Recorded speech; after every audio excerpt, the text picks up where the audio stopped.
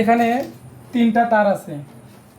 একটা হলুদ তার, এটা হচ্ছে আইপিএসের জন্য, হচ্ছে নিউট্রাল, আর হচ্ছে ফেস তার। এটা দিয়ে যে আইপিএসের ফেস আর নিউট্রাল দেওয়া লাগবো, মানে ব্যাটারি চার্জ করার জন্য, সে এই দুটা। তো আমি এখানে একটা বুট লাগা রাখছি, যদিও এই সুইচগুলো আইপিএসের জন্য না, তারপরেও আমি এটা লাগা রাখছি এটা দিয়ে আপাতত চালানোর জন্য। এখানে আমি একটা সুইচ থেকে এখানে আমি সকেট দিছি, এই সকেট থেকে আইপিএসের যে ইন সকেট, আইপিএসের ইন সকেট এখানে হবে। এরপর আমি সকেটের এক টার্মিনাল নিউট্রাল ব্যবহার করব।